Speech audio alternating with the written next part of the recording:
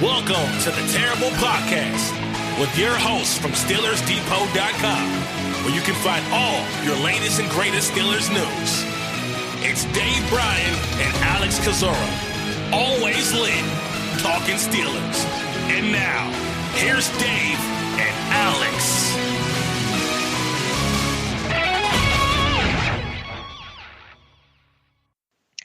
Welcome to the Terrible Podcast, Season 11, Episode 9. He's Dave Bryan. I'm Alex Kozora, SteelersDepot.com. Thanks for being here with us this Tuesday. Steelers Nation, Dave, thanks for being with me as well. All right. Yeah, happy Tuesday. Busy. Looks like we already got a busy day on tap with Keith Butler, I think, already talking to the media. So we'll probably be recapping a little bit of that here throughout the day. And looks like Budda Baker just signed a new deal with the Arizona Cardinals as well too, so that'll be something to look at once those details come out. And obviously we're ways away, I think, from Minka Fitzpatrick, who we're going to be talking about quite a bit in this episode here. But a big deal for Budda Baker, and probably 2 summers from now, I think, is when Minka Fitzpatrick will be signing a deal. So interesting morning to say the least already. And look, I mean, the Browns are having problems staying healthy, already. So the Ravens have lost their All-Pro safety, cut him. So interesting week already.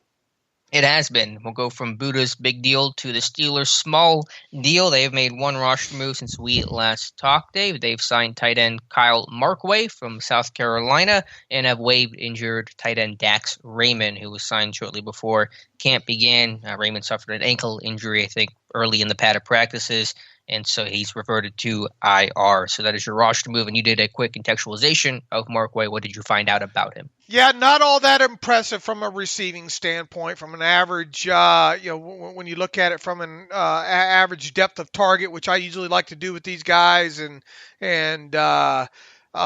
mean, overall, good catch percentage, looks to have pretty decent hands.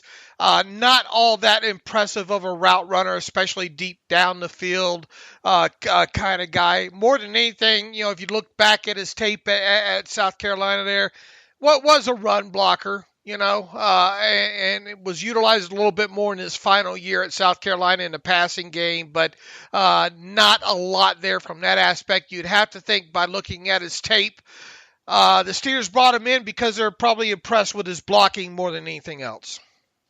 Yeah, always good to have a valuable blocker. So hard to find in the college game. So if you can add someone who can do that, then you're better off for it. He'll wear number 88, but obviously his chances of making the 53 are remote. And I'm being generous, and he'll have to compete with Kevin Rader for the practice squad. I think Rader's going to have the strong leg up. Yeah, I would think so at this point. If you're trying to arrange the draft board, if you will, or a depth chart, if you will, he's going to be down there at the bottom. I mean, I guess at best a practice squad possibility with him, but that might be even pushing it right now from what I've seen. Let's finish up the Steelers housekeeping. And Dave, you're keeping better tabs on the injury report than I am, so if I miss anything, feel free to jump in. But the Steelers getting some guys back, but also losing a couple of guys in the process. Nothing seems incredibly serious, which is good. As you mentioned, the Browns, for example, have just a slew of serious injuries. Not the case in Pittsburgh. David DeCastro did return to practice yesterday, his first padded practice of the year. Let's see who else was back in practice. Dave, I'm already asking for. I think, and I didn't write this up. I think Robert Spillane was out there as well too. Okay. I think that's a guy that returned. I think James Conner returned. I think Stephon Tuitt. Both those guys were probably caught up in that COVID false positive stuff. I would guess. I don't know that for sure, so be careful with that. But those guys were back out there, not working. Ben had a rare day off.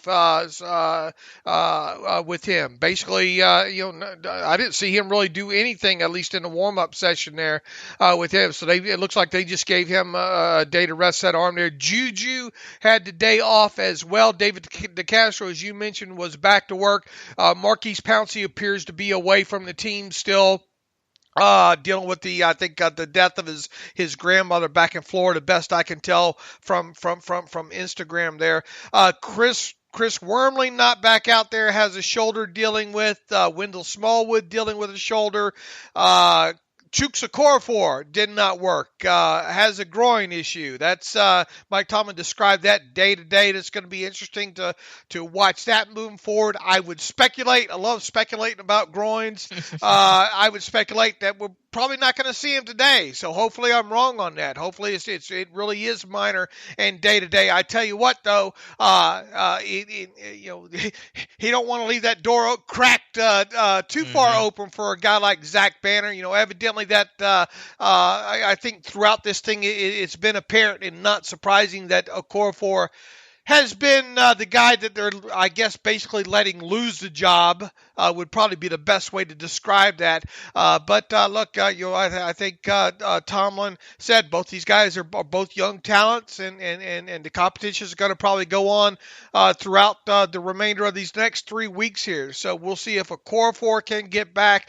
Derwin Gray had a knee during yesterday's injury. Mike Tomlin did not know the status of that. He went on to say he thinks he was able to finish. Anthony Johnson, a young wide receiver, a knee, same thing. And Bud Dupree, but Thomas says he thinks Bud Dupree was able to finish. Bud evidently has some sort of a hand issue or something that he had wrapped, from my understanding there. Not practicing again. Get a little bit concerning about Deontay Johnson there. I think it's being described as a calf injury on him.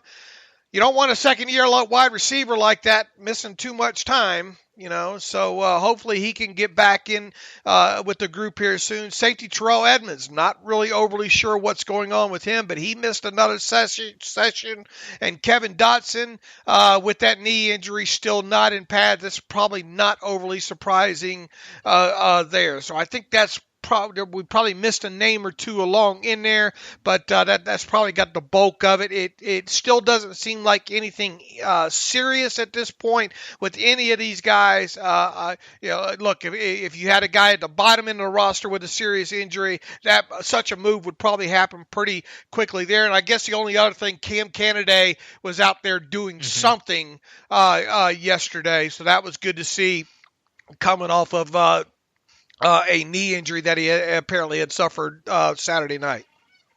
Yeah, Kennedy and those knees. It's like a second knee injury he suffered. I don't know what's going on with a long snapper and how you hurt your knee in a practice, but I'm glad he was back out there. Again, as you said, no injuries appear to be incredibly serious all day-to-day, relatively minor stuff. The two that are most frustrating to me is, one, Deontay Johnson, for the reasons you mentioned. This guy's always seemed to be nicked up in some small respect, and as you said, second-year guy trying to work with Ben.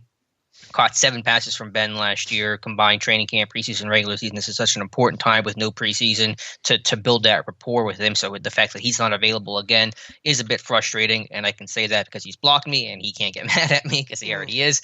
And Chris Wormley, I think you talked about this on the live stream yesterday, Dave, that obviously a new guy. He missed the starter camp with a lower body type injury. Now he's got a shoulder injury.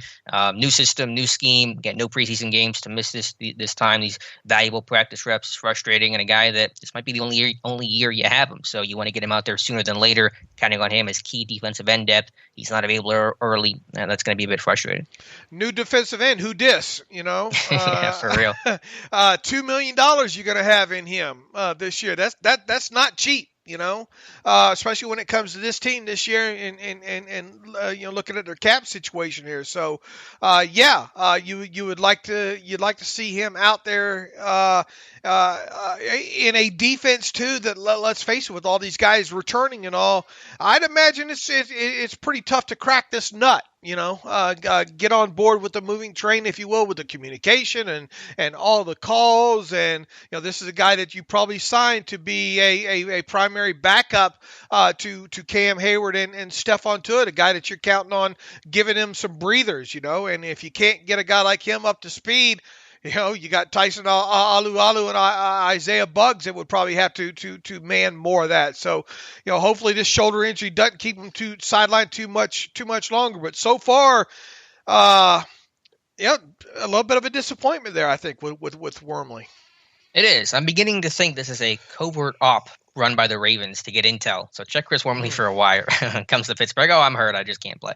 No, he'll be back out there hopefully sooner than later. Because certainly going to need him to get all the reps he can. By the way, since you mentioned at the top of the show, Browns announced LSU safety, the second-round pick this year, Grant Delpit, will undergo surgery and is out for the season. I believe that's an Achilles. Yeah, so big loss for Claypool. Oh, and those are kind of injuries, man. I just remember back, I know a lot of people are able to overcome that injury, but man, when you talk about wide receivers and defensive backs with that Achilles, man, that's a tough injury from my understanding to come back from. So obviously, wish him all the best. I mean, a young guy hasn't even played his first snap yet, and then down he goes there, and look, I understand he's a division rival, but I want to see guys compete. I want to see best against the best, and obviously him being one of the best young talents, one of the best safeties coming out in this draft.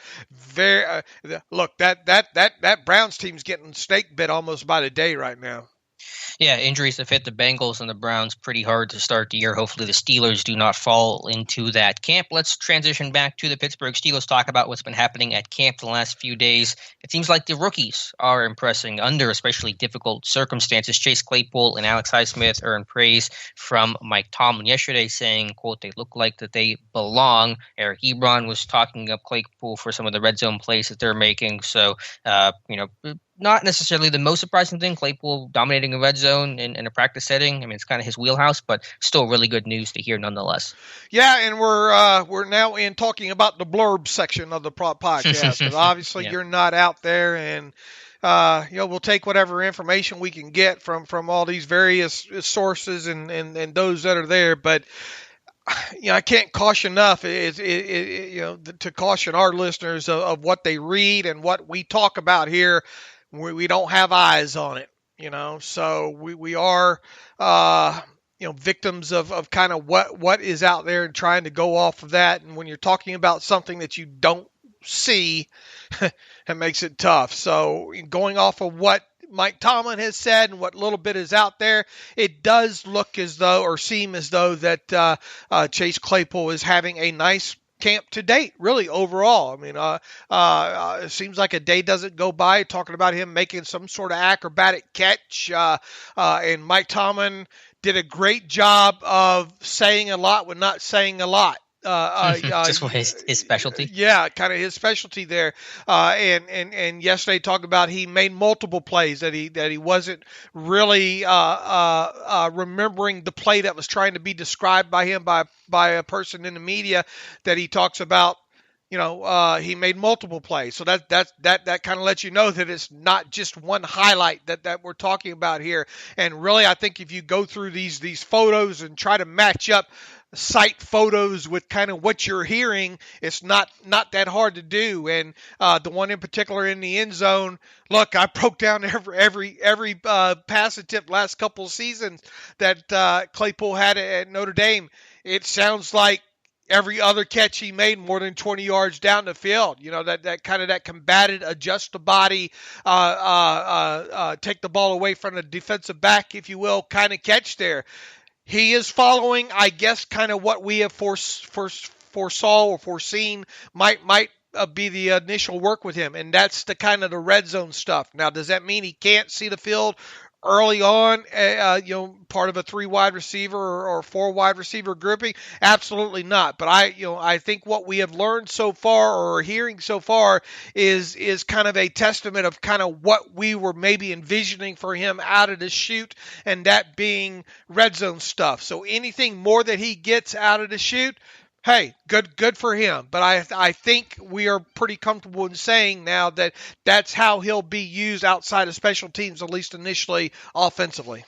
Yep, 100%. Just really kind of carrying over from our post-draft thoughts into what's happening at training camp now. And the good thing is, specialty package red zone, it's less to absorb. You can focus on that, so you aren't hurt as much by all the time lost in the offseason. And plus, on the jump ball, that's just, big on big. That's just your physical talents taking over, going after the football and making the play. And that's what Claypool has reportedly done time and time again. So that's impressive. Alex Highsmith, the outside linebacker out of Charlotte, the team's third-round pick, apparently has impressed not only Mike Tomlin, but Chukwuma Okorafor, saying that he's given him good battles. And not a big surprise either, because Highsmith, to me, although he came from a quote-unquote smaller school and only 1 year as a true edge rusher, was a really refined pass rusher and really had good hand use, a good arsenal, and a good pass rush plan. So no surprise to hear that he's doing well in some of these one-on-one type battles. And I haven't seen the full quote for context, if you will, but Keith Butler was the subject of a Zoom meeting this morning, and in so many words had some praise, I guess for Highsmith,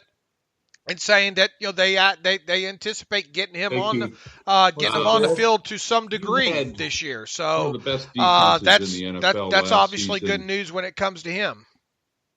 Yeah, if he can become that number 3 outside linebacker sooner than later, that would be helpful for obviously the team's investment and maybe finding out as much as possible about Highsmith, assuming that Bud Dupree is playing his final year with the Pittsburgh Steelers, and you have a better evaluation of, do you make Highsmith the guy to replace Dupree, or do you feel like you need to go and draft somebody again in 2021? So the sooner Highsmith can get on the field, the sooner you can kind of begin that process and that evaluation. Yeah, and out of the chute, it's probably going to be tough. Look, you're going to want this guy, especially week 1, running down kicks and doing the grunt work and all, assuming everybody's healthy there. Can you start whittling out 3, 4, 5 snaps for him as the weeks progress? Absolutely. I mean, it's imperative as much as you can to get Bud Dupree and TJ Watt off the field, especially maybe later in games if you have some leads and stuff like that. The ideal situation is really, it's every year, is get a lead, get into the third or fourth, or get into the fourth quarter of some of these games and have enough lead where you can get a lot of these young guys and second-year guys a little bit of work there. That's obviously, when it comes to the Steelers, they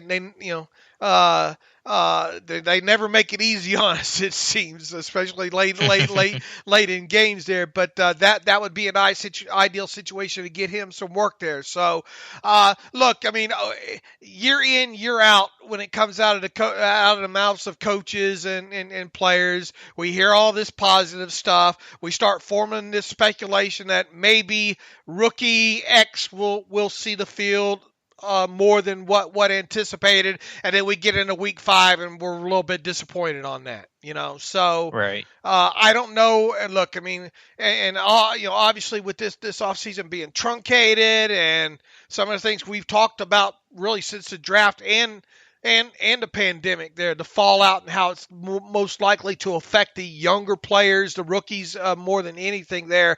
Until we see otherwise, we just have to take this bits of information and kind of file it away, right? Sure. Hope springs eternal in training camp, where everything looks rosy and awesome, and you usually hear the good things, especially with kind of how tight-lipped the media has been this summer. You don't get to hear the bad as often, but it's better to hear good things than bad things. That's my hot take of the day, and it sounds like at least there's some progression with Highsmith. Maybe they do it where they're playing sides. Highsmith at a right outside linebacker and Daney at left outside linebacker is kind of the way to get both guys play time and kind of see a better in-game evaluation of both men. Especially when you figure that Dupree is your right side guy, and that's the guy that you're probably going to have to fill the shoes next year. But let's not forget that the goal this year is to win it all. Right. So you do what you put the guys on the field. They're going to give you the best chance to win it all. And I think we're both in agreement and have been all off season that, man, if there's ever going to be a Steelers team, probably within the next 2 or 3 years, they're going to have a chance to win it all, it's probably going to be this one. Mm-hmm. It absolutely is. Anything else from training camp? Anything else notable, good or bad, that's kind of stuck out to you over the last few days since we last talked? I think Eric Ebron's getting reacquainted with what a blocking sled is, right? I think the blocking sled's winning that battle right now. Yeah, what did you think about that one? And look, once again, you don't judge a player or a practice off of one rep, but when you have just one rep to go on, you're gonna get into speculating about it. So what did you think about his one sled rep that we have video of?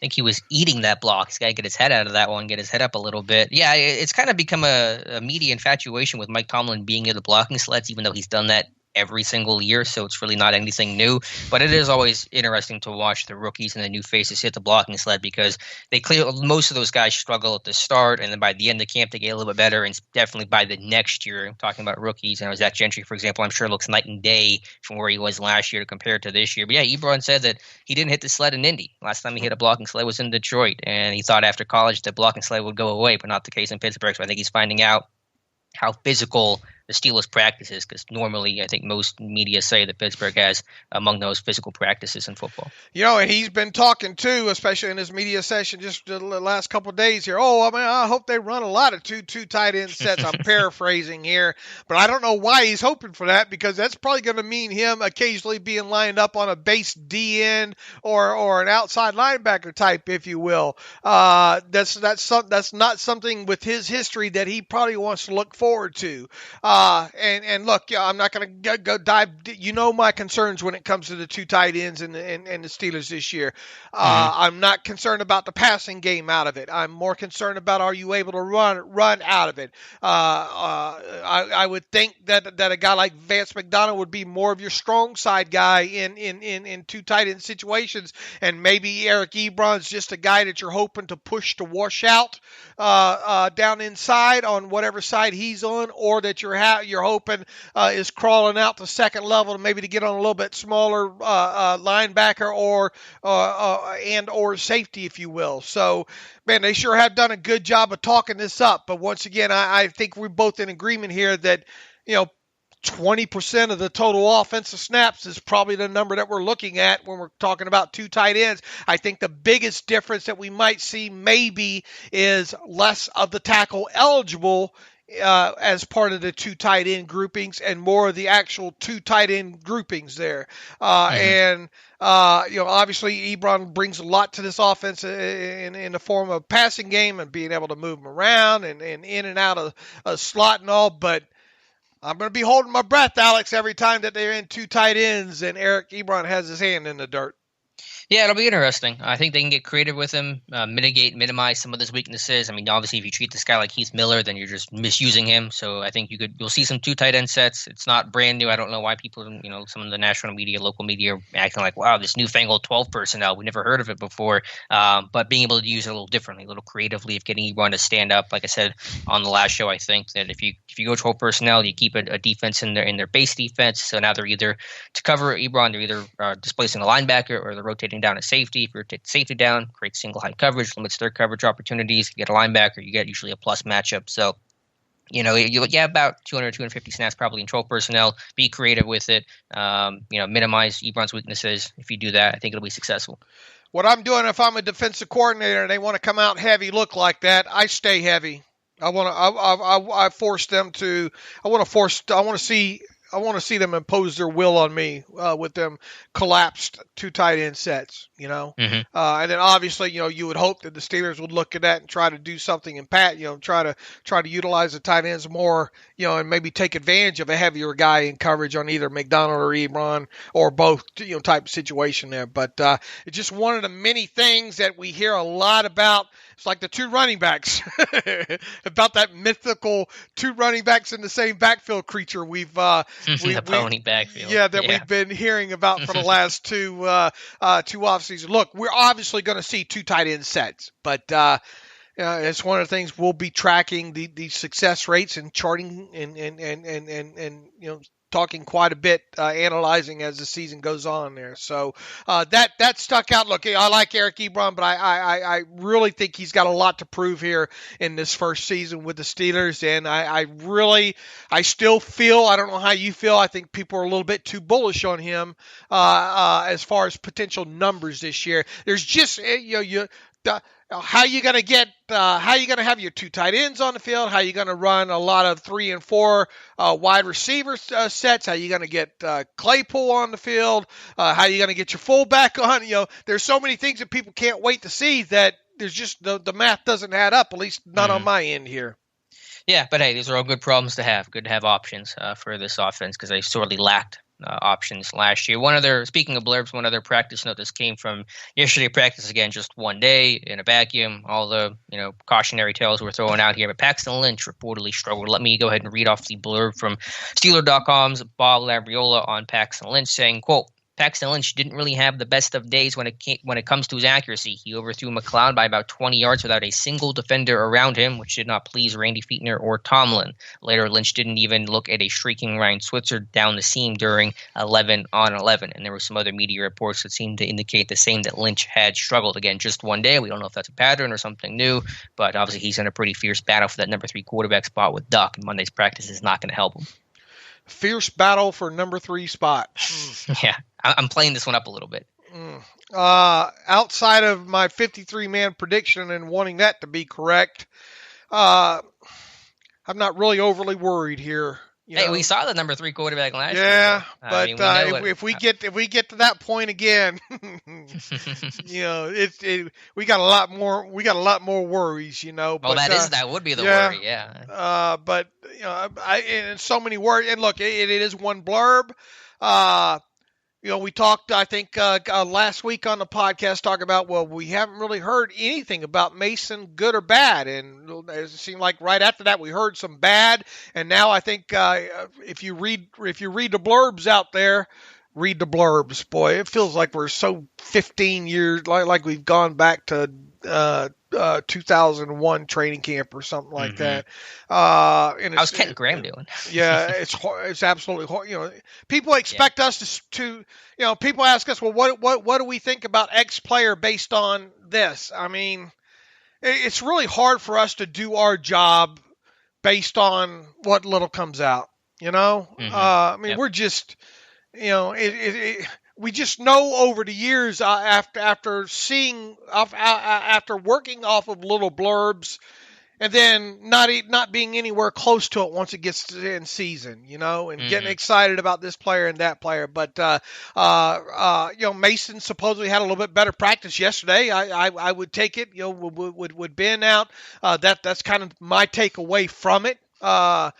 Careful with that. I mean, because obviously we weren't there. But and here's the thing: what have we heard positive about Duck? I've heard nothing on Duck, positive or negative. So is no news good news when it comes to the number 3 battle? Kind of thing. And are we to take it as if Hodges was the next guy, or Paxton Lynch was the next guy up? After Rudolph? Do we know that? I don't know that, but that might be the inference here. Yeah, I mean, it's obviously so difficult as someone who's obviously been at camp. I know how much we're missing, and these are all just little crumbs we're trying to piecemeal out, and makes it very difficult. I mean, we know the guys hasn't been overly accurate throughout his career, in limited play. We know he has a big arm, and we know he hasn't been overly accurate with that arm. So I guess we're at the part where we got the Paxton Lynch that we think we got. Yeah, right. No change there. Yeah, the only reason why I wanted to bring this up and really wrote about it was because it is so rare to see a negative comment come out of practice. Like I said earlier, hope springs eternal in training camp. Usually it's positive. We just spent the first half of the show talking about Claypool, Highsmith, all these guys are doing well. And so for a player to be doing poorly, generally it means it has to be super obvious and really a guy struggling for that to get noted in one of these, Steelers.com media blurbs. Right, but that, and to my understanding, my takeaway is Bob's not writing these. Bob is this the pool report? This is the pool report. Okay. So is there one of the 5 guys at practice that has a conceived bias about Paxton Lynch? And, right. And to my understanding, none of these guys are right there on the field. They're having to watch this from way beyond Alex Kozora distance, probably. And I wonder how many of them have Alex Kozora binoculars. And I wonder how many of them have the waterproof paper. And I feel like none on that one. You see what I'm getting at here? Oh, I'm very aware. We're going off of so much limited information. We don't know who's disseminating information and what bits to trust and what I know from working with you long enough that you do your best to stay very objective and really stay in analyzation mode and I've learned to watch practice through your eyes, if that makes sense. And I feel I've felt over the years that I'm able to do that quite well, and for us to have to watch practice through the eyes of others and then have secondhand, third-hand reports. That's what gets me. You have somebody, and I'm not going to name any names, but he used to work for our site, is making reports on Twitter like he's at practice. Right. How can you disseminate that information? Yeah, it's just difficult because you don't even know the source of the information because it is just all pulled together. And yeah, that just makes it tough. But I just wanted to pass that along because it was notable because we just don't hear a lot of negative this time of year. And the fact that we do just broadly is at least a little, had my antenna go up a little bit. But let's what else has kind of stuck out? I mean, that we can draw a little bit better conclusions from. Yeah, not a whole lot of the rookies. Claypool, Highsmith impressing. The positive stuff on UG3 that was more last week. Paxton Lynch right now with some of his struggles. Obviously, all the stuff on Ben that we've heard. Watt is killing both them tackles, but we probably already knew that going in, right? I mean, yeah, not a surprise there. What else? Can we disseminate from all this? I think there's been some positive things on Benny Snell. The explosiveness, some of the weight loss seems noticeable. Again, hard to envision exactly what they're seeing, but that's no surprise. Snell dropping weight, getting more explosive. That's the goal. Seems to be paying off. All right. Evidently, the young defensive back, James Beer. Yeah, he's evidently turning a few heads for whatever that's worth. So maybe he's a guy. It's going to be tough for him still, I would think, by the numbers aspect of it, to crack the 53, but it's not out of the question either, I don't think. If they were to keep an extra defensive back, if you will, and if he's good on special teams, which we don't know anything about, you would think a guy like him way down the depth chart as far. And look, we haven't heard hardly anything really on Justin Lane either, right? I mean, right. COVID was the only story we got out of Justin Lane this year. Right. So, I mean, with a guy like him and Pierre, does he have any special teams value? Is he a guy that they could pound the table to maybe be the 53rd player there? And then on back it up even further from that, is he more? Can he be best suited for a practice squad? I think there's a little bit from the new kid McLeod, who's actually in the best running to maybe be the kickoff returner for this team. Little things like, and how much is Deontay Johnson's sideline playing into punt return? Kind of aspects. So many things that we just don't know. Yeah, we're shaking our 8 ball and just says ask again later. That's all the information that we have. I live in Bandy, that the kid from the UDFA is doing right now. I have not heard anything on Trayon Bandy.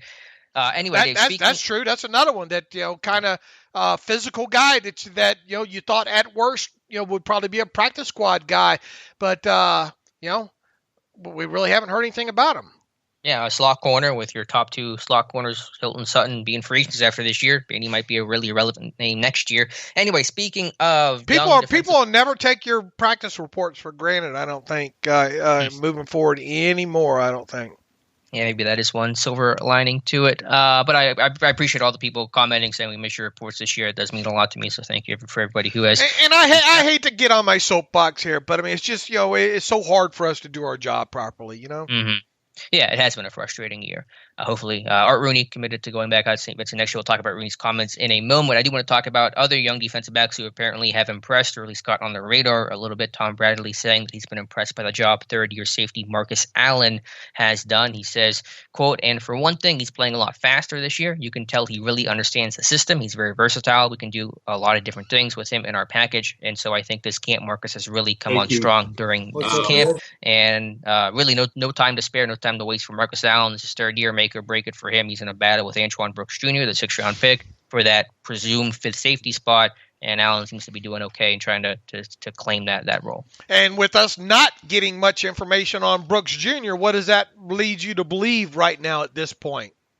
Yeah, you could maybe surmise that Marcus Allen has a slight leg up, if anything, just for the experience, the versatility that comes with experience and being able to move around a little bit more and potentially play some sort of dime role. But obviously, Allen's been in the league for 3 years, but this guy has 17 snaps on defense and 10 on special teams. So there's experience, yes, but it's not like game day experience gives him a big leg up. Yeah, I wrote that up yesterday and went back just to double check some snaps. And yes, he was on the roster his entire rookie season, but and didn't most of his snaps come in like 1 or 2 games? The Chargers game. Remember that Chargers debacle? Right. Defensively. Right. Most of the snaps came in that game, and I think last season didn't most of the snaps come in like week 17 or against the Ravens or something like. I mean, I think he's seen action really in like 3 or 4 different games at that. So really, he doesn't have any NFL experience right now, plain and simple there. But he's got more than being in this defense now. This is his 3rd year. You would think none of that's foreign for him, and I think Tom Bradley said as much. He understands the defense. He's playing faster and all because of it. If he can't make the 53-man roster this year, and look, I mean, the ceiling with him being a 5th-round pick anyway, it's kind of tempered as it is. But you would think that, you would hope that he'd be able to stick this year in some capacity. If he does, then a guy like Brooks probably isn't. Yeah, I think they're competing. I think it's 2 dogs, 1 bone, because I think based on early indications, Riley's been working ahead of those guys, gotten first-team snaps with Edmonds out, and I think Dangerfield's going to make it as kind of, core special teamer, up back on the punt team. That's a pretty important role, so I think it's going to come down for the 5th safety spot between Allen and Brooks. You can probably give a slight edge to Allen right now, but I don't know. It was disappointing last year for Marcus Allen, who obviously got beat up by Cam Kelly, spent most of the year on the practice squad, only got called up whenever Cam Kelly got arrested and released. So Allen's really got to prove a lot to try to, be able to because he's not on scholarship if he ever was, and he's got to really just be better than Antoine Brooks. I tell you, Curtis Riley, we talked about he might be the second best free safety on the roster when he was signed, but we did caveat that by saying that's not saying too much. I will tell you this just from my observation of pictures on Steelers.com alone. For a defensive player, he sure has the football in his hands quite a bit, and that's a positive on the defensive side of the ball, probably not a positive one when it comes to the offensive side of football there. But he does seem to be a guy, and I think it was kind of evident. Look, even in what was his 1st or 2nd year with the Giants, had like 4. They were not impressive interceptions, but they ended up with the ball being in his hands. So I don't, do they award style points for interceptions? I don't think so. And if you're just kind of one of them guys that have one of them ball magnets installed in you, maybe he got kind of a more defective one that didn't come with tackling skills or something. Maybe he's got a version of the Minka Fitzpatrick ball magnet minus the tackling skills there. But just based on that alone, Alex, it's hard to envision Riley not making this 53 right now, right? Yeah, I'm with you. The joke I was going to make was he catches like a receiver, also tackles like a receiver. There you go. So that's the problem with him. Where's my drum? Yeah, be here all week. Try the veal. But yeah, Riley's probably going to be your next man up at free safety, potentially a strong safety as well. But he's their best option right now. He may be the tallest kid in kindergarten, but he's the best thing they probably have right now. And then we work it out from there.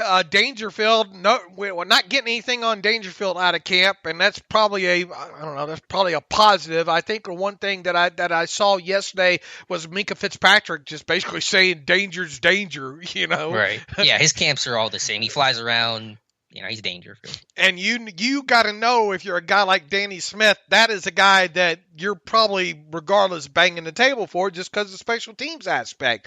And he's another guy we haven't seen on the field play a lot of NFL snaps, but when he has been out there in more of a safety type, strong safety type role, I thought he's played pretty well there. So you get past the first, you kind of pencil in Danger for making a run. Lord, we've learned our lesson about penciling them off over the years. This would be probably the one year that we try to write him in that he doesn't make it. But if you think he's on the roster, if you think Riley's on the roster, obviously Edmonds and Minkah on the roster, At most, you would think they're going to keep one more safety, and that guy being either Marcus Allen or the kid in Brooks Jr., and that's where we've kind of used our Blues clues to get down to it's probably one of those two battling for that spot.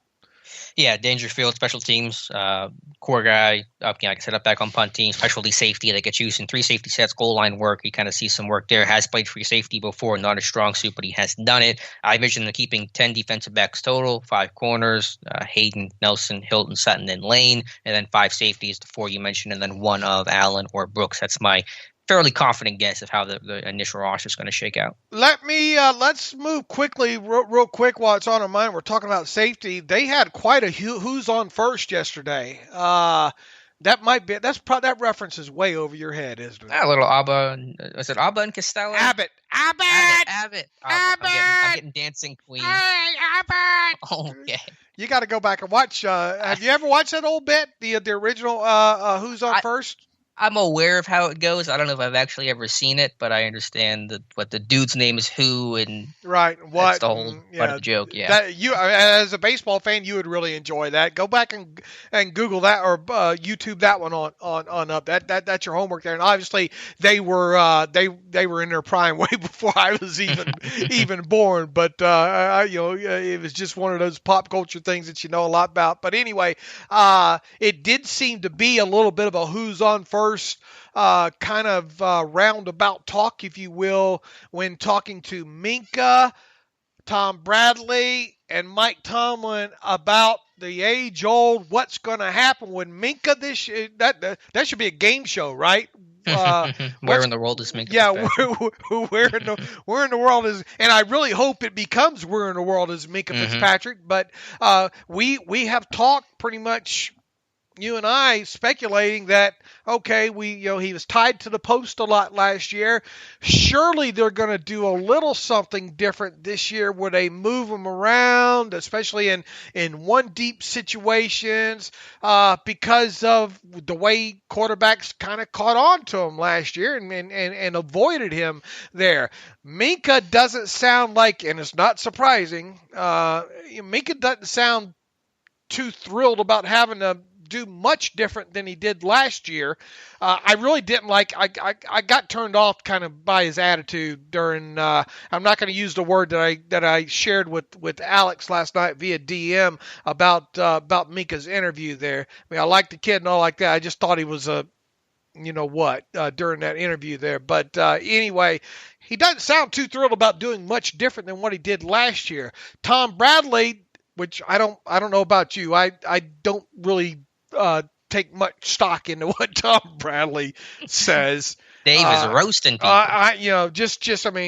They bring in a guy like Austin and all like that, and you kind of like, where did what happened to Bradley kind of thing there. But to hear Tom Bradley talk, they want to kind of keep Minkah center field, if you will. But then Mike Tomlin's kind of presented with kind of all that's been quote unquote said this offseason, and Mike's like, who the heck y'all talking to? What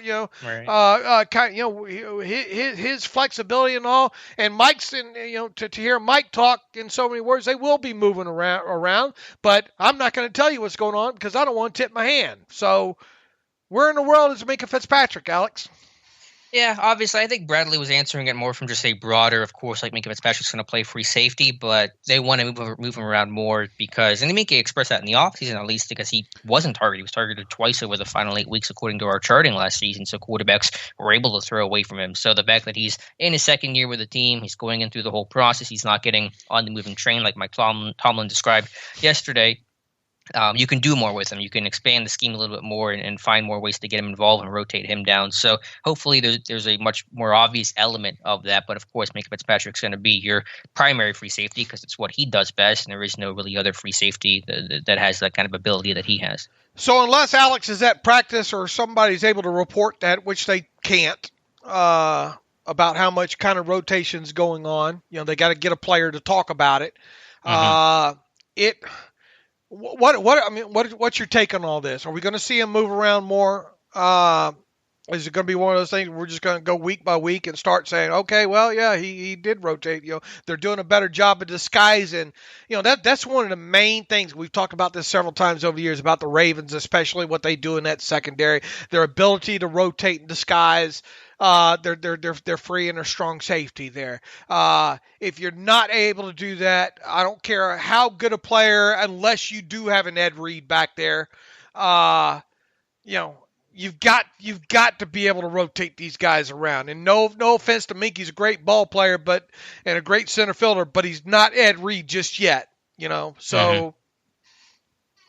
Yeah, I think that I have Fitzpatrick down for playing strong safety 2.8% of the time last year with Pittsburgh. I think the number will increase, not significantly, but it will go up a little bit. And if they can do some things with Cam Sutton and have him replace as the free safety, because Sutton has been used in that, they'll do, like you said, they'll do some post-snap disguises where they'll drop Fitzpatrick down as the rat in the hole or some sort of hook zone and have Sutton rotate to become the safety. So they'll probably do more of that this year, to be honest with you. So I think you'll see Fitzpatrick just rotate a little bit more, play a little bit more in the box. Obviously, still overall, he'll be this team's free safety, and there's no debate about that. But hopefully they get a little bit more creative with him, because you want to make sure he's able to make an impact as much as possible. I agree. So that's one of the things we'll be focused on right from the get-go. I just don't, I understand Minkah. And look, we've gone from Minkah in the offseason say, I'm more open to moving around. And then you hear him yesterday, I don't want to move.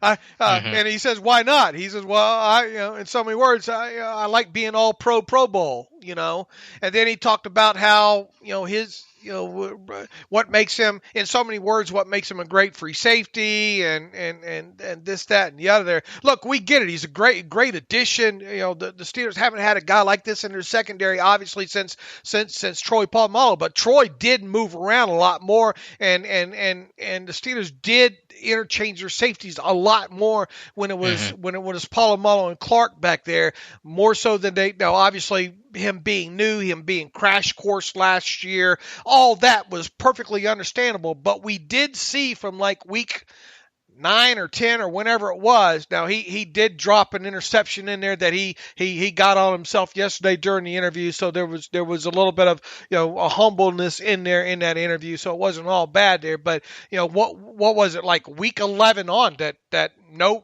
he wasn't didn't make any splash plays and was barely targeted. Now he'll tell you that just because, and he did yesterday, just because you're not making the big splash plays or whatnot doesn't mean he's not back there doing his job. And we obviously agree with that, that aspect of it. But like it or not, we're going to need some splash play, or you hope to see some level of splash plays that we saw last season. Yeah, he had 5 interceptions in his first 7 games with Pittsburgh and was blanked the rest of the way. And there is obviously value. If you can patrol center field in just an area where quarterbacks won't throw a third of the field, that has a big impact as well, especially when you have really good corners on the outside like Joe Hayden, Steven Nelson. So there is still an impact there, probably more intangible and less obvious for him just being in center field in an area where quarterbacks don't want to throw. But you do want to make sure that you're taking advantage of his instincts, his ball skills, ability to make plays on the football and finish, because he has that as best as any Steelers safety since Troy. So if you can be a little more creative with him, disguise things a little bit more, even if it's something where it looks pre-snap where he's down near the line of scrimmage and he rotates back to free safety, where he's still playing free safety ultimately, but it's a different look, a little way to dress it up. That may be an avenue to take. So that's what I want to see from this defense more so in 2020. And I'm not worried about it. I'm just trying to get ahead of the cart here and see what I would expect, kind of aspect. And look, being in the right place means a lot anyway, because you look back, outside of really his pick 6 against the Colts, right? I mean, his first interception against the 49ers was, Joe Hayden gets that one, right? He tipped it. He tipped that one. Walk me through some of his interceptions. The Rams one was Hayden tipping it too. Right. There's the 2 against Miami. The one was good pressure from Vince Williams, but Fitzpatrick high-pointed the football around the goal line and finished the play. The other one was the other one a tip? I can't remember what the other one was against Miami. Didn't he have one deep down the field? Well, that's the one, yeah, the one That's what I'm sorry. I can't remember the other one off the top of my head. He did have a tip one against Baltimore that was picked off by Cam Kelly, so he kind of made the play, got picked off by Cam Kelly against Baltimore, so that was that one as well. Then the Colts one obviously was a terrific play, the 96-yard pick six the other way, and that was a terrific bait and read in regard to that there. So once again, style points don't matter, and usually safeties being in the right place plays a big part in a lot of these picks, right? So anyway, I thought that was interesting. Just at this point, I don't know what to expect. I mean, just him. All I expect is him playing a little bit more strong than he played last year, which was pretty much nothing.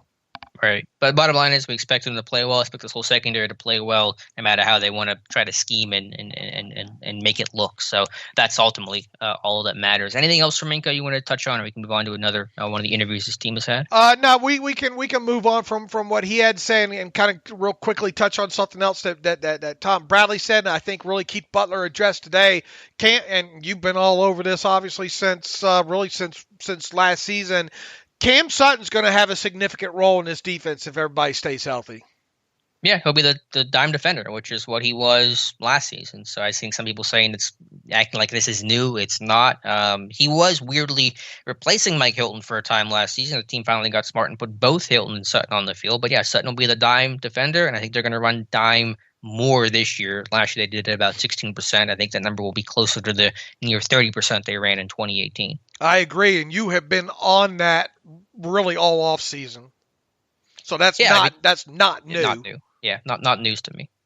Okay, and just a lot of praise for him, for Cam Sutton, about his smarts, his ability to play all the positions. Look, this is a guy, and what a perfect time for this. Even though he's probably not, ideally if everybody stays healthy, he's probably going to play 300 snaps, maybe. Yeah, your dime defense, 30%, probably roughly around 300 snaps, sure. Okay, so the important thing is when he's out there, that the defense, one thing that we'll be charting is success rates against the defense when he's out on the field, I think. And we would expect with the cast of characters that surrounds him, you would think that would mean Vince is off the field, right? Yeah, and dime Vince is going to come off the field. And obviously you'll have that the defensive front be a two-man front and all on top of there. That should be an interesting unit to watch fly around out there. Yeah, I think it's you get your athletes on the field, you keep your pass rushers out there, the 2-3-6 that they're going to run, you get Tuitt back. I mean, it's going to be Hayward, Tuitt, Watt, Dupree, Bush, and then your 6 DBs. That is a force to be reckoned with. So once again, that's going to probably be a huge talking point, really, because Keith Butler, I think, hit on it again today, moving on through the rest of this week. But it's not nothing new as far as we're concerned. And I'm excited for Cam Sutton because I think he's got an opportunity to make a few plays this year and potentially even cash in and make himself a little bit of money in free agency there. Yeah, it's a guy I'd like to be able to re-sign because I don't know if you're going to be able to bring Hilton back. I think Sutton's going to be the cheaper option and all the versatility that Sutton is going to bring to this defense, and of course probably be your starting nickel corner if you lose Hilton. I hate to lose that guy, but we'll see what happens. He is that ultimate kind of guy, I think, too, finally, maybe this year, too. I mean, I know we've seen a little bit of Hilton in some playing a little bit of safety in some in inverted type situations and stuff like that. But I really think that Sutton really gives you more ability to do a lot more, or a little bit more inverted kind of stuff whenever he's on the field, where you could do something with. You want to play some games. How about giving some looks with Minkah tied to the post and running a little bit of inversion there, where he comes down into the slot in that kind of quasi dime role, and guess who's back playing some deep center field? Cam Sutton. Yeah, I think you could do that. I think that if you want to play dime in more than just obvious pass situations, the way they did with Morgan Burnett in 2018, where Edmonds might come down and be your dime backer, then Sutton replaces him. And that strong safety type role, but still playing the deep half. That's an option. Yeah, Sutton is much more of a safety in the NFL than Mike Hilton is, and a little more versatile overall than what Mike Hilton is in terms of just playing outside corner, slot, safety, all the things the Steelers have talked about. So that's a guy that you want on your side. And he really came on strong last year because his first 2 years in the league were pretty nondescript, not that good. His tackling was poor. His run defense kind of sucked. Really took a big step forward there last season.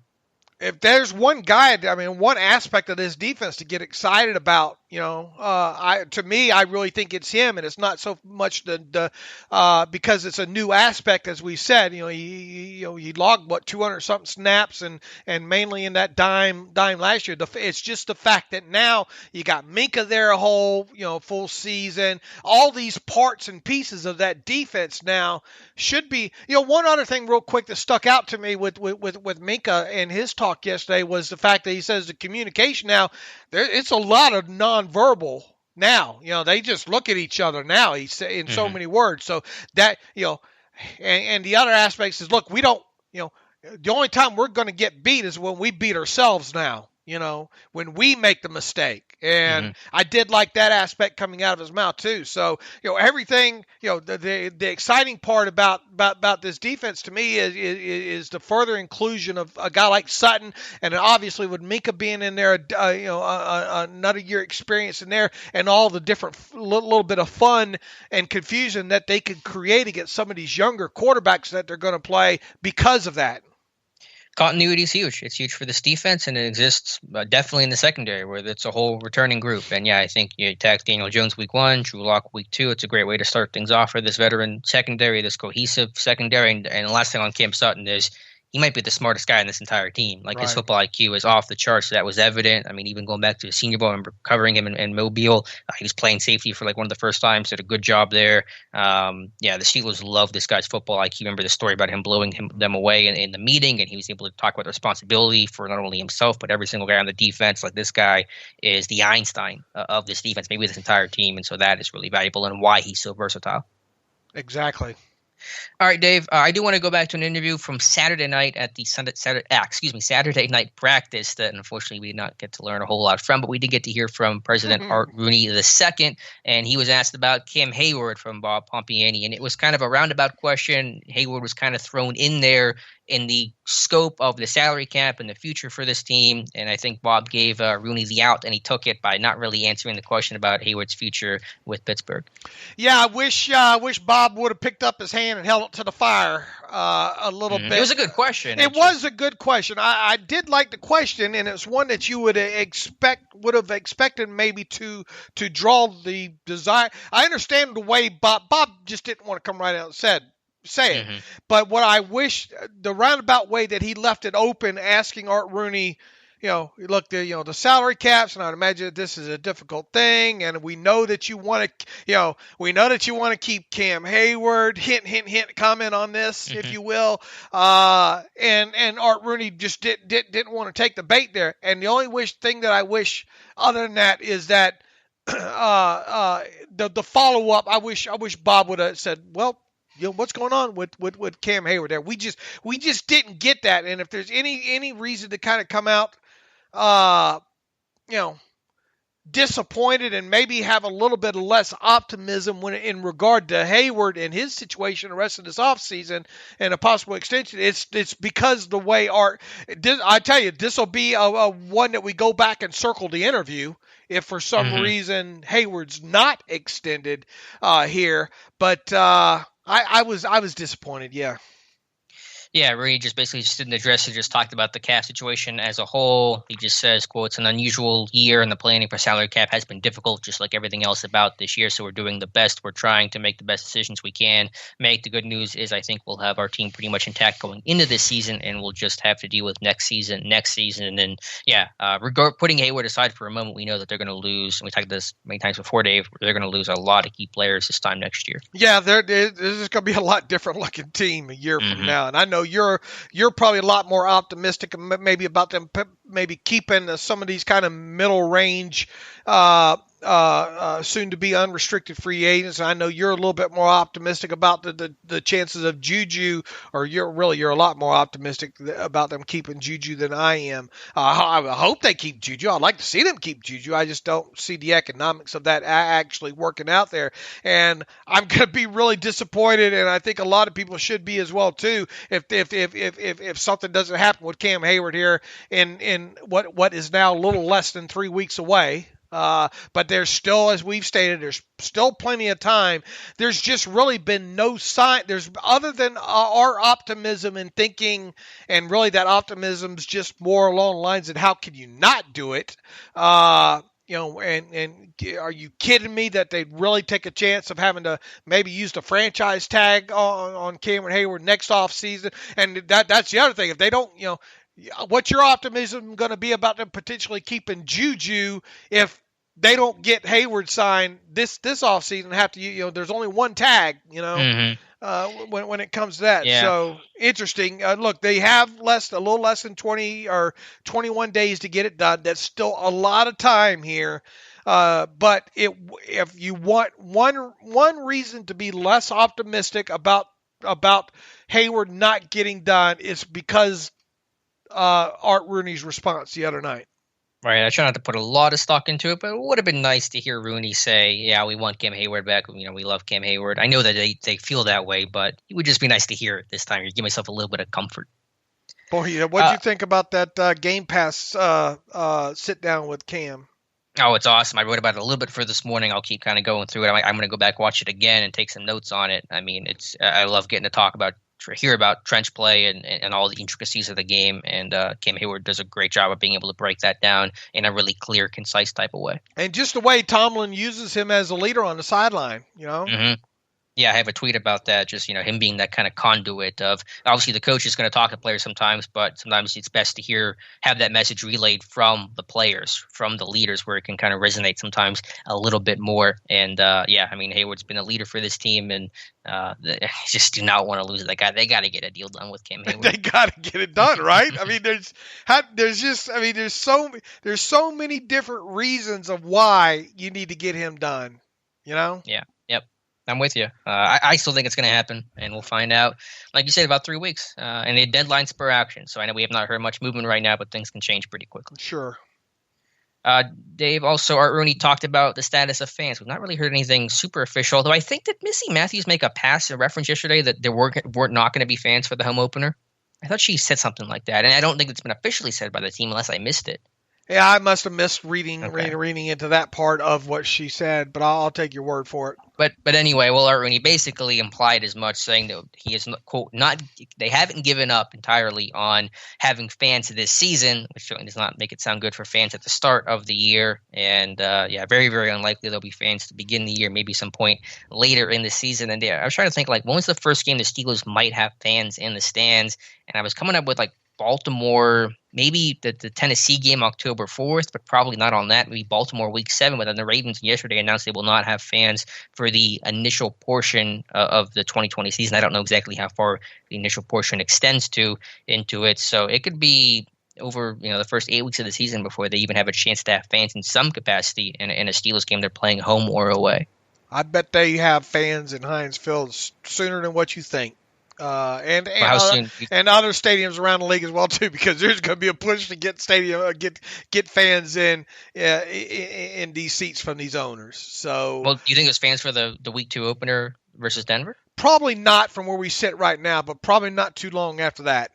Yeah, because I was on that camp of I think there will be fans to start the year, but I've kind of changed course based off of Rooney's most recent comments. So I hope sooner or later, but I think they're going to just have to go off of where the pandemic's at and the reliance of doctors and scientists and all that. So we'll see what happens. So they're apparently pumping in crowd noise, and I heard it Saturday. It did not sound good. No. I hope they don't get into all that. I mean, obviously, I realize some background noise probably needed or whatnot, but where do you draw the line at? Of what's acceptable level, and you just getting into and Tomlin was in so many words kind of asked about some fans, some teams having fans, some not. And what does he feel about and obviously he didn't take the bait on all that. But, if you're I think you really should keep it uniform around the league. A certain percentage of the stadium. Obviously some stadiums are larger than others, right? So to me, you would take a raw percentage, and that's what a team should be allowed to have. Plain and simple. I think you try to keep that stuff as fair and balanced as possible. But that some teams will have 0 fans. So do you then mandate it that no fans for any team until every team can have some level of fans? Well, there you go. I don't have the perfect answer for that, obviously, right. But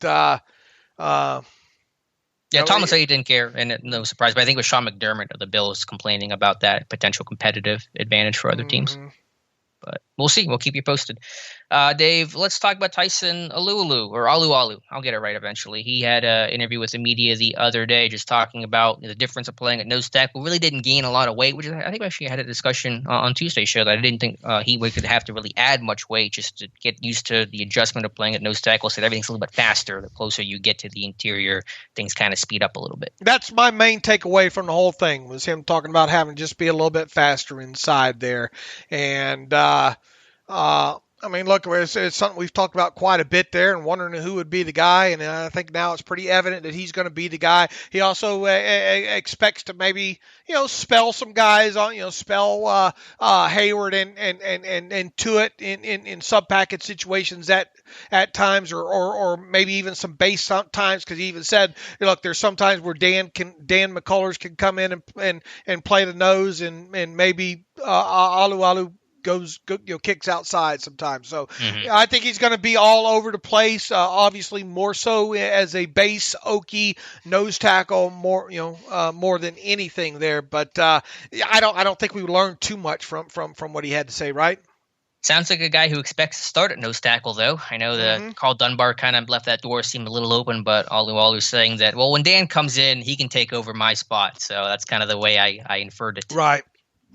Boy, but you want to talk about Iron Man too? He's right. Missed just, and I wrote about this the other day as well too.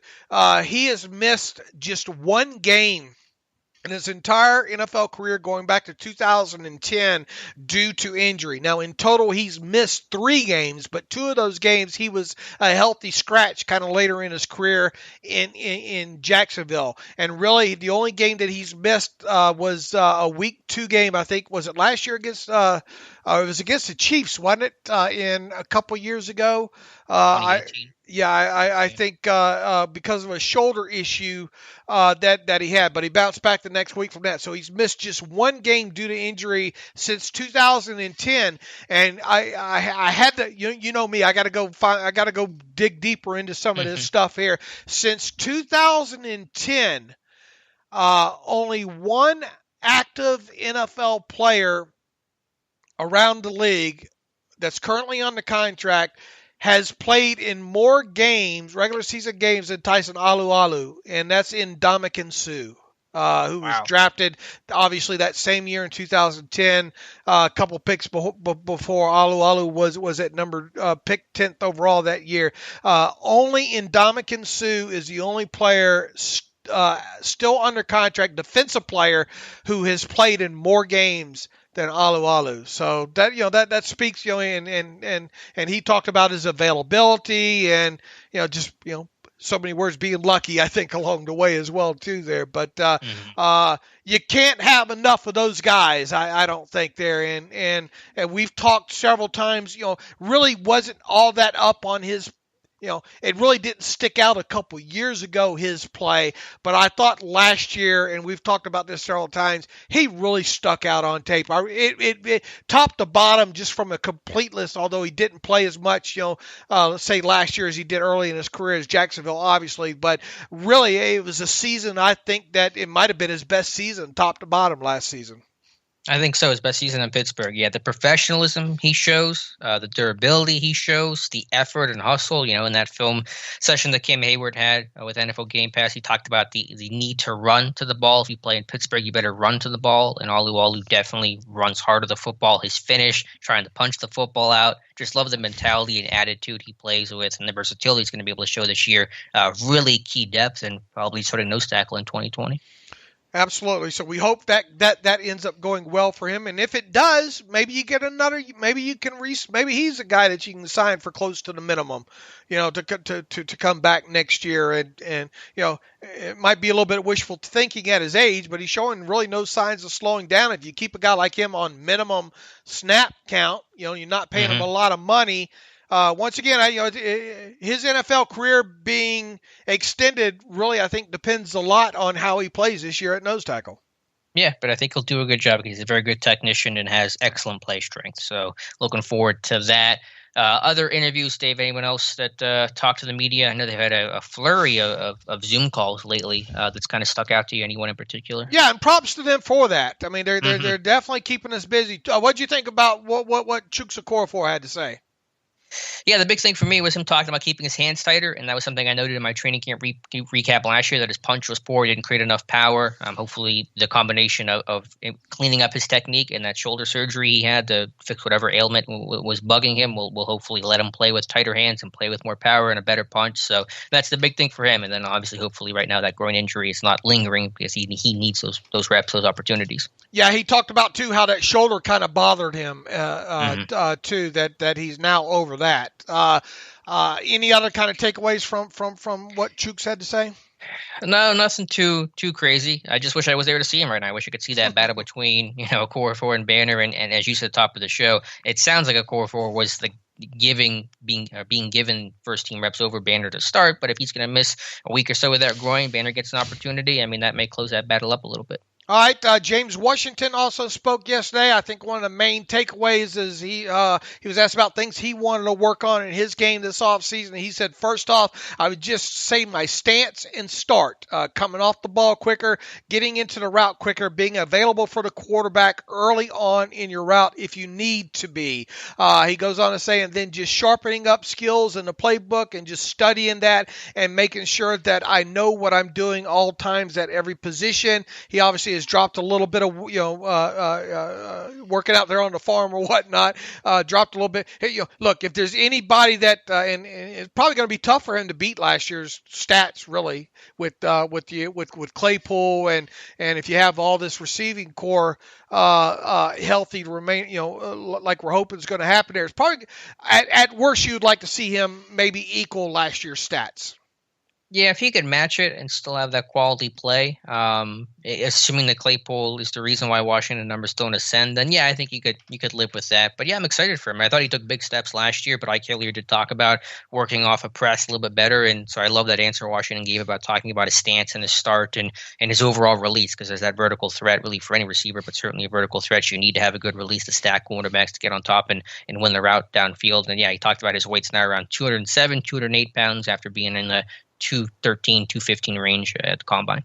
Last season, Alex, he had 44 catches, 735 yards, 3 touchdowns.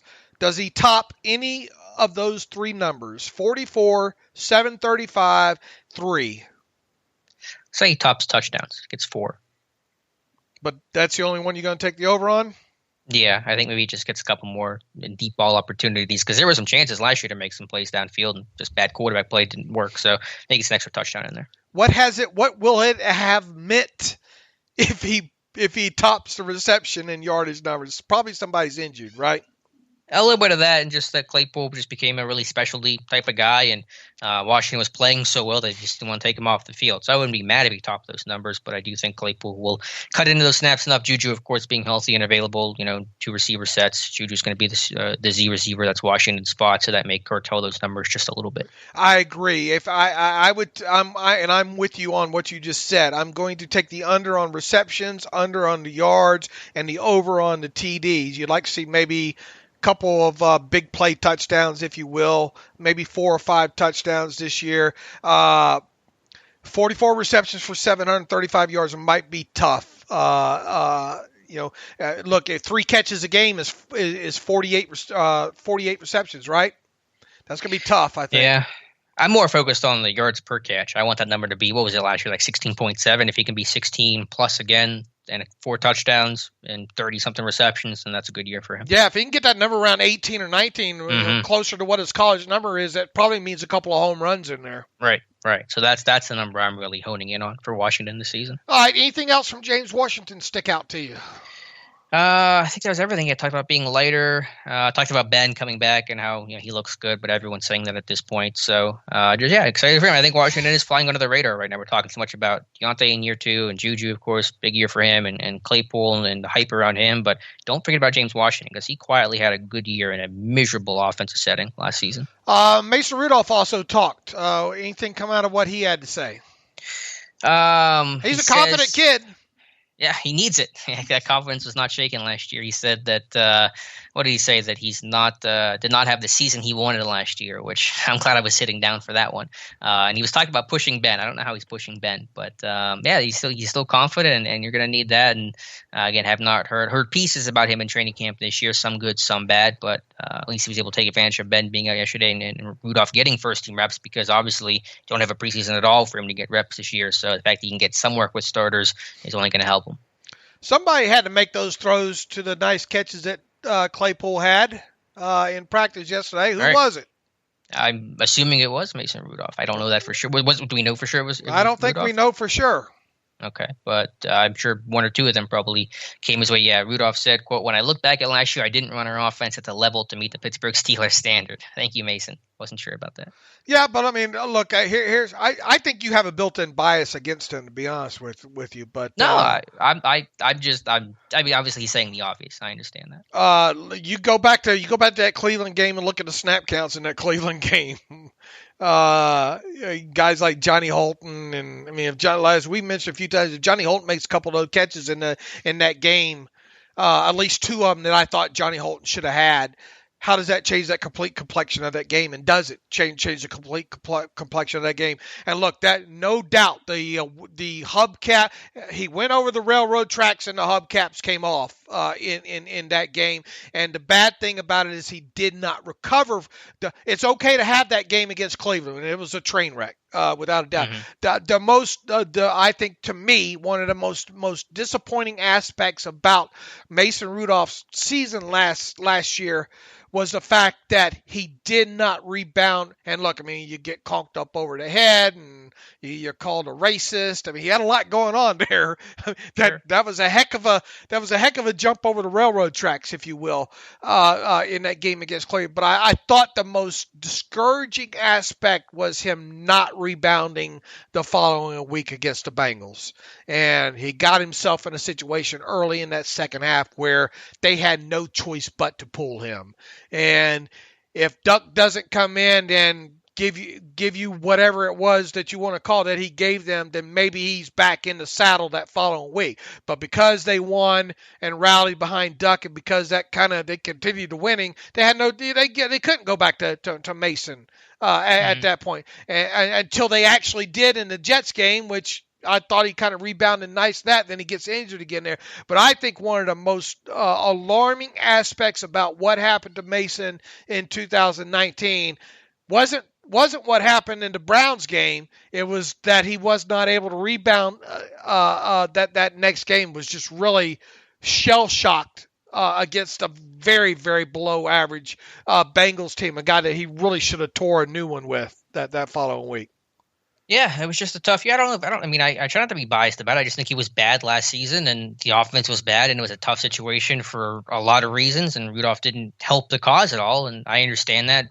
Basically a rookie, second-year guy, but first year playing, and that's an extremely difficult situation, and the ups and downs from the Earl Thomas hit to the Myles Garrett saga and everything in between, for sure. So I think he can, obviously I want him to play better this year. I think he's capable of playing better this year, and the fact that he's still confident is good because it was very easy for a guy to have his confidence get rattled last season.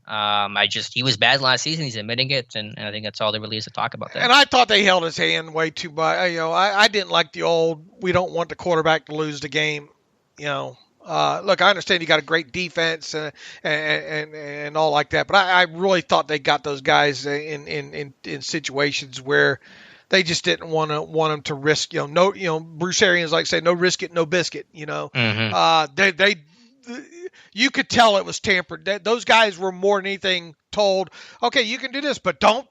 For God's sakes, don't turn the football over. I remember Fietner making a comment like that was a little peculiar. And if that's what you're bombarded with, well, you can do this, but don't.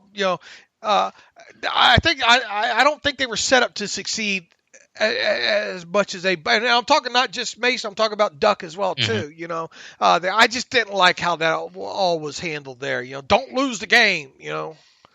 Yeah, it was so tough, though, because they weren't inspiring confidence to open things up, and the hope and the mentality was just manage the game, don't turn the football over, and let our defense do its thing, and we'll come out with a 10-7 type victory. And so I understand that aspect of it. It was just a tough year, obviously, so you just try to – I don't want to say wipe the slate clean because you can't do that, but you just put that year behind you. You say everyone's healthy, we're coming back, and we're learning from that experience. And, again, won't get to really see Rudolph. Hopefully won't get to see Rudolph. If we do, then obviously something happened to Ben. But, I don't know. We'll see with Rudolph. I'm glad there's a quarterback coach, though, and Rudolph seemed happy, too. I think that the fact that they didn't have a quarterback coach for drafting a young guy like Mason was just kind of a silly decision to not have that kind of guy. And here's the thing, the truth of the matter here, we're spending a lot of time talking about, Rudolph here. We might not see him take another 25 snaps in a Steelers uniform the rest of his NFL career, Right. That would be a good thing in the sense of that means that Ben stayed healthy. And that would mean Ben probably signed an extension and back to the well they go, yada, yada, and off rides Mason Rudolph somewhere else to try to, show that he could be a starting NFL quarterback, So here we are spending all this time, and we might have seen the bulk of his work at this point, and really that's the hope, obviously, especially when it comes to this year. I'd like to see Mason take a couple of kneel downs or maybe get about 4 pass attempts in a blowout, But ideally, that's all we're going to see out of Mason in 2020, right? Yeah, that would be ideal because, again, that means that Ben was healthy and you didn't have to, you don't want to turn your backup quarterback. So let's hope it stays that way. All right. Was that about everything? Am I missing anything notable that we should have? Our Daniel Valente has a really good article about Ryan Clark talking about interaction that he had with Ben that kind of shows the leadership and the side of Ben we don't hear about. So you guys should check that out over on Steelers Depot. Anything else I'm missing? Dave, what do you think about my breakdown of what could potentially happen with Ben Roethlisberger and his contract next year? Yeah, it was great. And I basically came to the same conclusion of that middle ground in terms of finding an extension, not the faux extension, a true extension that hopefully is just maybe somewhere in between the high end and the low end of things that you kind of laid out. And I just want to clarify when we talk about and hopefully I did this in my post that I wrote on Sunday, Alex, was the fact that, and the best way to kind of quantify this is to go back and review what Tom Brady and Drew Brees have done just recently with their teams. They were given a little bit more money in that first year, and those extra years became voidable years. And that's why in one of the examples there, actually I think in a couple of them, the salaries past 2021, I just wrote in irrelevant. Because they are irrelevant. Can you explain quickly what voidable years means? It means that the language in there, the voidable years are voidable from the aspect, and this was, I think, written in both the Brees and the Brady contracts, is that if by the end of that NFL year, the contract automatically voids on the last day of the year. Okay. So that's the mechanism to void it. It's just playing out that year of the contract? Right. I mean, the contract is set to void anyway, period. Let's see if I can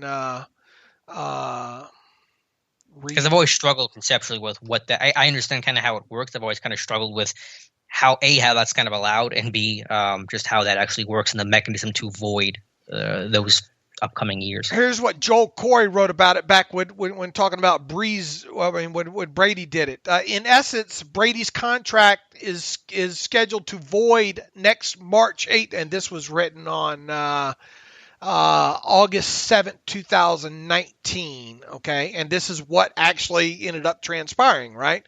In essence, Brady's contract is scheduled to void next March 18th, and the Patriots can't prevent him from becoming an unrestricted free agent by using a franchise or transition tag on him. That was other language in the void. Player's contract for the 2020 and 2020. Now this was the actual language, paragraph 30 of the addendum to Brady's new contract in 2019. Player's contract for the 2020 and 2021 league years will automatically void if player is on club's roster on the last day of the 2019 league year. If player's contract for the 2020 and 2021 league year voids in accordance with this section 30, then club will not designate player as its franchise player, future franchise player, or its transition player, future transition player, pursuant to Article 10 of the CBA for the 2020 league year, parentheses, or in any policy or mechanism that may become available to club during the 2019 league year that provides club with a similar right. So, yes, those 2020 and 2021 years that were added on, but what they did is they gave Brady a raise in 2019. Okay, but he didn't have any years to stretch that money out in to help with his cap number. Okay. So as they gave him the raise as a bonus, they added it on to voidable years so they could lighten the cap hit, and they did so knowing that the years were going to void. So yeah, and you say, well, I wonder how can they do that? It doesn't sound right. Well, you leave it to these people to figure out the loopholes, right? Right. So they created false years, voidable years, and Brady wasn't going to let himself get franchise tagged at a lower number, right? He wasn't going to give them the option to turn around and franchise tag him at a low number, you know. Mm-hmm. So he says, "Okay, look, we'll do this. I'll sign off on these on these false years only if they're voidable come the end of the league year, and you can't tag me, and right. I get more money this year." So it helps the player because he gets more money, and he gets the guarantee of not being tagged. Helps the team because it spreads out that cap hit about giving that quarterback the raise. And on paper, it looked like Brady took this massive average yearly value. Mm-hmm. Brady's no longer. Brady did this the Patriots a huge favor on paper. In fact, I think Joe Corey wrote here. The league's let's see. Brady, who just turned 42, got an $8 million raise from $15 million to $23 million for this season, and this season meaning 2019. With the rework contract he signed earlier, Breeze is making $23 million in final year, blah, blah, blah. Brady's renegotiation was originally mischaracterized as a 2-year, $70 million contract extension. So on paper, it looked like Brady had a new money average of $35 million because of the way the salaries in the years that were going to void. Okay. In a renegotiated contract, Brady received a fully guaranteed $20.25 million bonus for being on the Patriots roster one day after signing. Brady's 2019 base salary drops from $14 million to a fully guaranteed $1.75 million. The $1 million of game day active, blah, blah, blah. Brady's previous contract, let's see. Anyway, in so many years, we're getting into insignificant aspects of this, which is a specialty of what I do. Those, the 2020 and 2021 years, regardless of what the salaries were set to be in there, voided. Okay. So that's the way I've looked at a couple of these situations with Ben. Can you see any avenue where Ben says, you know what, I'm due this $19 million in 2021, $4 million of it being my base salary, $15 million of it being a roster bonus. Do you see any way that Ben says, you know what, let's add on 4 voidable years here. Let's drop my $4 million base salary down to the minimum of which is $1.075 million. That 2 point whatever million, we'll take that, the difference between my the $4 million and my new base salary, we'll take that, and let's take that whole $15 million that I'm due as a roster bonus. Let's turn all that into a signing bonus. Spread that out, prorate that, and then you don't give me any new money. And then we drop my cap number by 14 point whatever million. Do you see any way Ben doesn't take any new money and does that to help the team out next February, March? I guess I can't discount it entirely, especially given this cap situation that was unprecedented and unforeseen and unplanned for. But I find it pretty unlikely. And if that were to happen, what would happen post 2021? Because those New Year's void, and then they just have to do an extension from there if they want to keep him. Right, because he would be smart, say, even if he did that, which would be a huge charity on Ben Roethlisberger's part. Hey, just pay me my 19, no new money. Let's just get my cap number down. Okay, he's not doing that, but let's say that he did do it.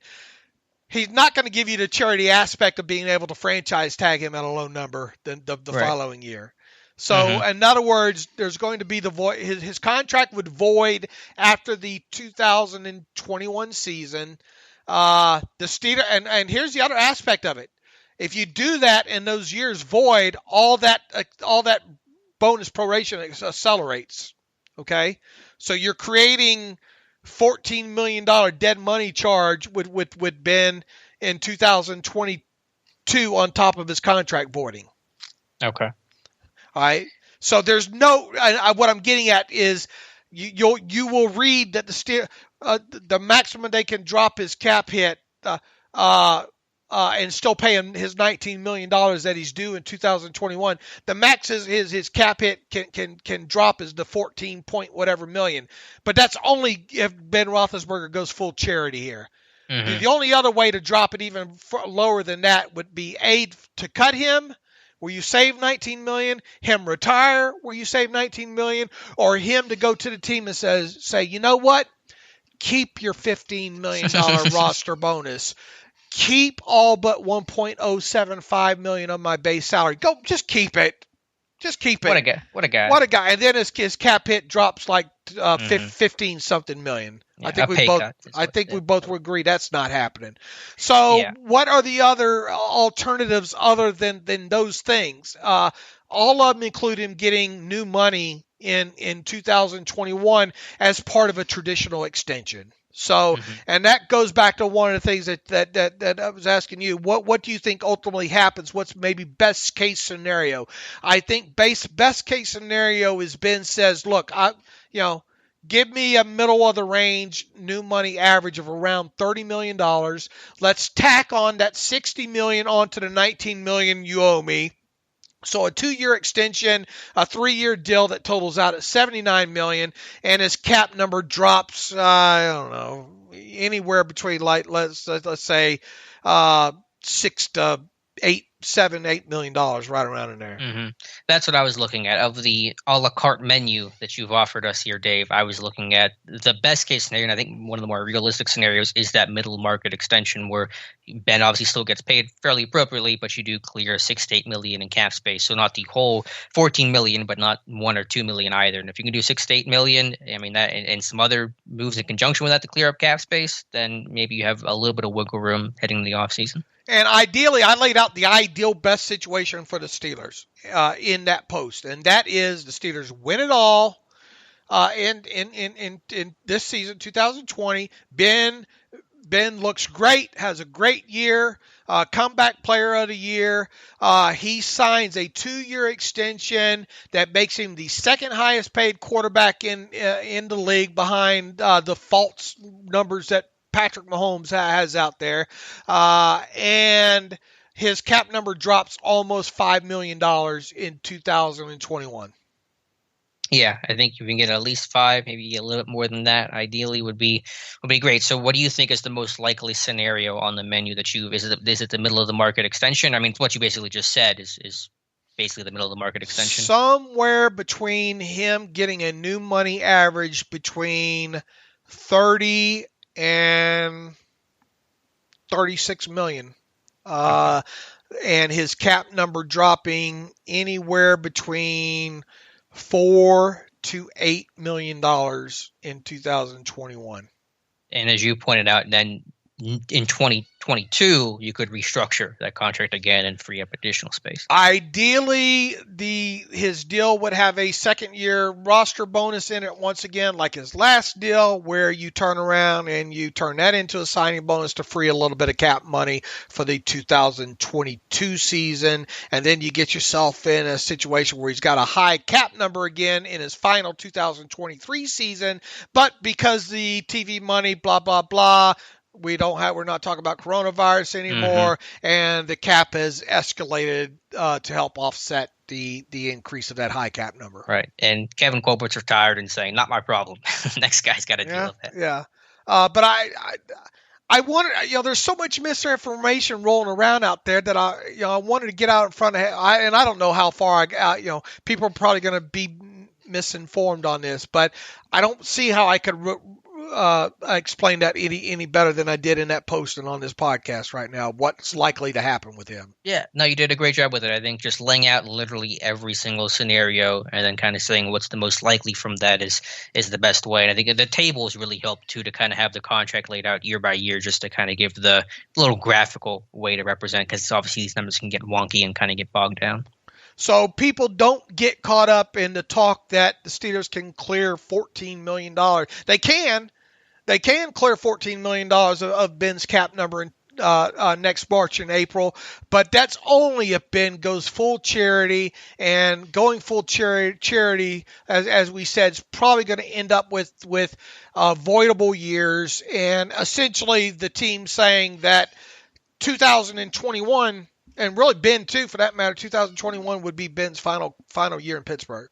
And to your knowledge, has this team ever done a contract with voidable years before? Not that I can remember. Not in this sense. No, I can't remember anything off the top of my head. No. Gotcha. I mean, obviously that could change for a quarterback, but unlikely is what you're saying. And here's the thing: we're going to be speculating about this until we see Ben play, and how he plays in 2020 will go a long way in determining do they keep him? Does he retire? You might get in a situation where you say, look, just play it out. Right. and us not do a damn thing with your I think to hear him talk right now, based on everything that Ben said a couple weeks ago, man, it's sure hard to envision this guy not signing an extension in February or March, right?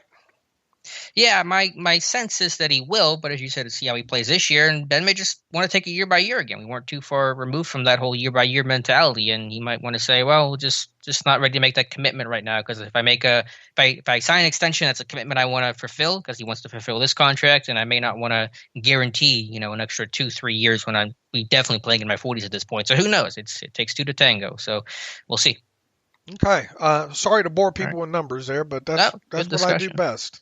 All right. Anything else you want to talk about, Dave, or do you want to get to some reader emails? I think we got a lot of it covered there, didn't we? I think so too. All right. Let me see if I can pull up the email machine here. I don't think we got as many this time around here.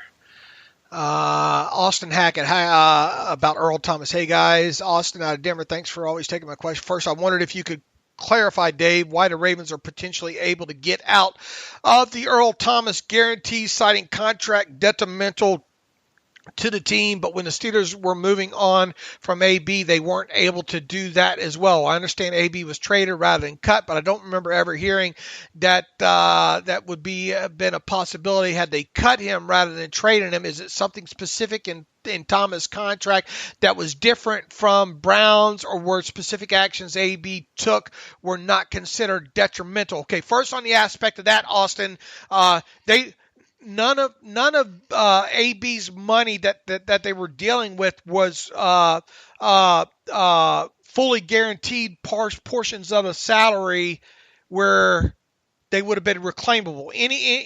And by trading them anyway, that the portion of the base salaries and all went with him. Okay.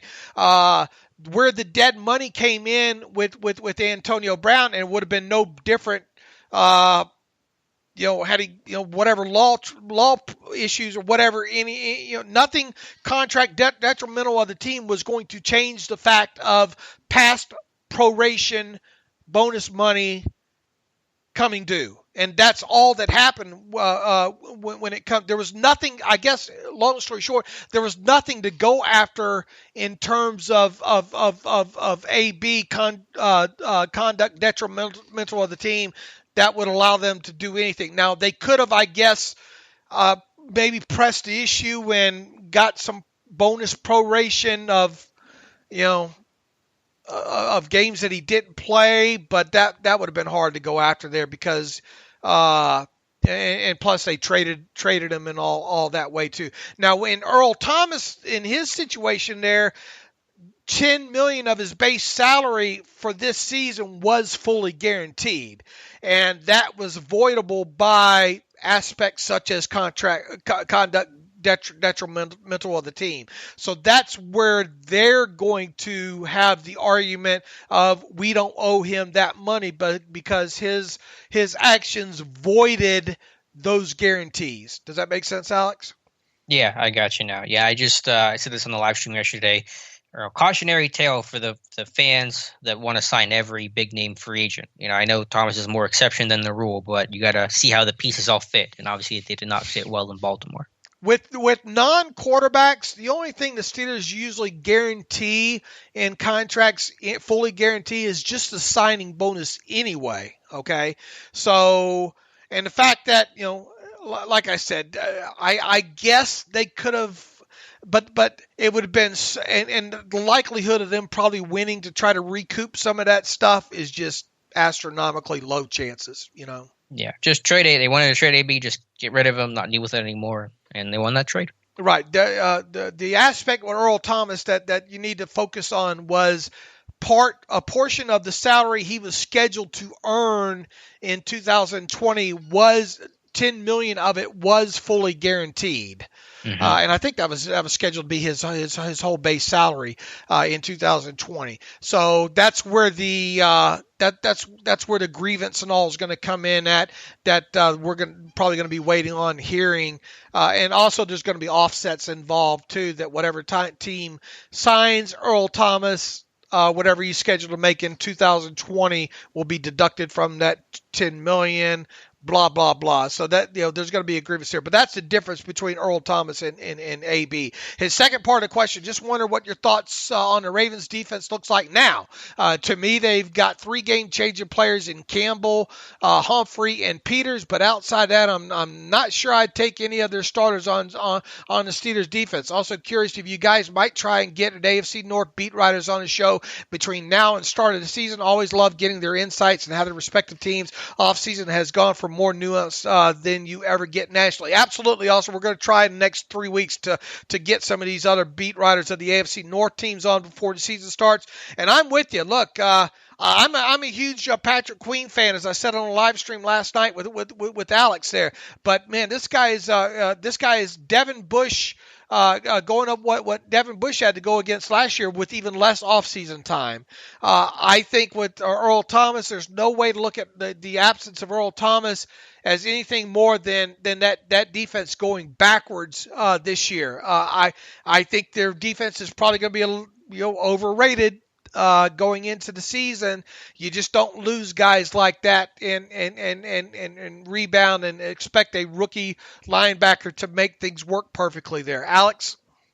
Yeah, I'm with you. I mean, that defense has taken a hit, although they had such a, they were getting guys off the street inside linebacker last year, making it work. LJ Fort, Josh Bynes, and so Queen, despite all this time missed, and obviously the pitfalls and the struggles he's going to deal with, at least just a really good player, and I'm with you. I like Patrick Queen a lot, but they lose, obviously, Earl Thomas, Michael Pierce. They lost him in free agency as well. Still have some really good pieces with Humphrey, and I think Jimmy Smith is still there, and Chuck Clark is going to replace Earl Thomas, and they're apparently confident in DeAndre Elliott, a second-year safety, but yeah, the defense is certainly, it's not the old Terrell Suggs defense anymore.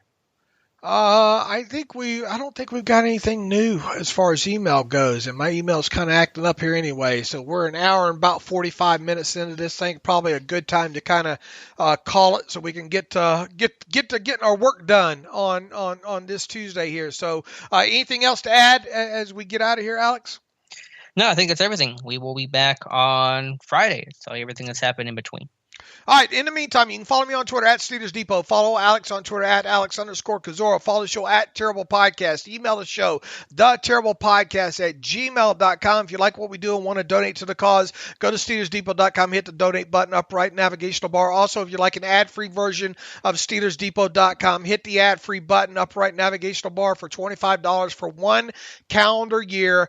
You can have an ad-free version of SteelersDepot.com. A lot of people have taken us up on that over the course of the last, 18, 19, whatever months it's been now here on top of that. As Alex said, we will be back on Friday recapping anything new that has happened with the Pittsburgh Steelers. So until then, as always, thanks for listening to the Terrible Podcast with Dave and Alex.